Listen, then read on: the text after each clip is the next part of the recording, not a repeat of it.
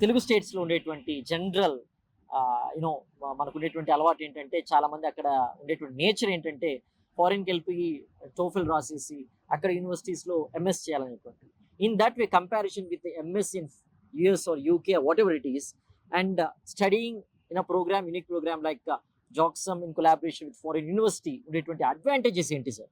So సింపుల్‌గా చెప్పాలంటే ఇప్పుడు యూకే గానివ్వండి, కెనడా గానివ్వండి చాలా ఇష్యూస్ వచ్చేసాయి. వాళ్ళ కంట్రీ పీపుల్‌కే వాళ్ళు జాబ్స్ ఇవ్వడానికి చాలా స్ట్రగుల్ అవుతున్నారు. అలాంటి సిట్యుయేషన్‌లో స్టూడెంట్‌ని నేను అక్కడ పంపించడం కూడా చాలా కష్టం.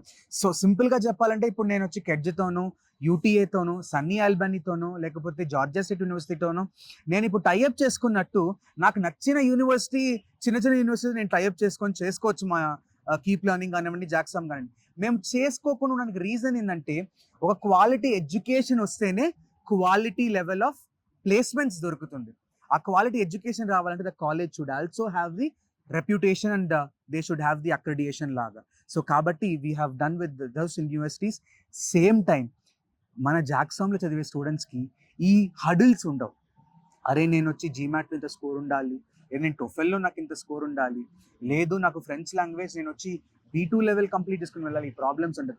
మాట్లాడడానికి ఫ్లూయెంట్‌గా ఉంటే చాలు. ఆ ట్రైనింగ్ గూడా ఇక్కడ జాక్సమ్ వాళ్ళ క్లాసెస్‌లోనే నీట్‌గా మనం ప్రొవైడ్ చేయడం అనేది జరుగుతుంది.